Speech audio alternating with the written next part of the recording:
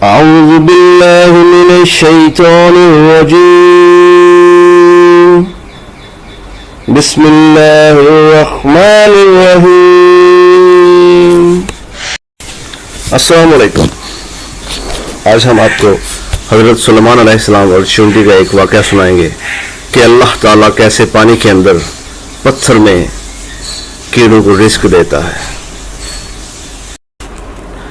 حضرت سلیمان علیہ السلام نہر کے کنارے بیٹھے ہوئے تھے کہ ان کی نگاہ ایک چونٹی پر پڑی جو گیہوں کا دانہ لیے نہر کی طرف جا رہی تھی. حضرت سلیمان علیہ السلام اس کو بہت غور سے دیکھنے لگے. جب چونٹی پانی کے قریب پہنچی تو اچانک ایک مینڈک نے اپنا سر پانی سے نکالا اور اپنا منہ کھولا تو یہ چونٹی اپنے دانے کے ساتھ اس کے منہ میں چلی گئی. مینڈک پانی میں داخل ہو گیا اور پانی ہی میں بہت دیر تک رہا. حضرت سلیمان علیہ السلام اس کو بہت غور سے دیکھتے رہے.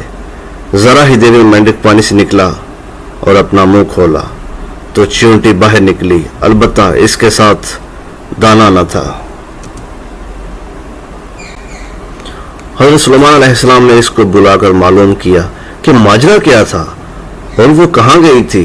اس نے بتایا کہ اے اللہ کے نبی، آپ جو نہر کی تہ میں ایک بڑا کھوکھلا پتھر دیکھ رہے ہیں، اس کے اندر بہت سے اندھے کیڑے مکوڑے ہیں. اللہ تعالیٰ نے ان کو وہاں پر پیدا کیا ہے اور وہاں سے روزی تلاش کرنے کے لیے نہیں نکل سکتے. اللہ تعالیٰ نے مجھے ان کی روزی کا وکیل بنایا ہے. میں اس کی روزی کو اٹھا کر لے جاتی ہوں اور اللہ نے اس مینڈک کو میرے لیے مسخر کیا ہے تاکہ وہ مجھے لے کر جائے.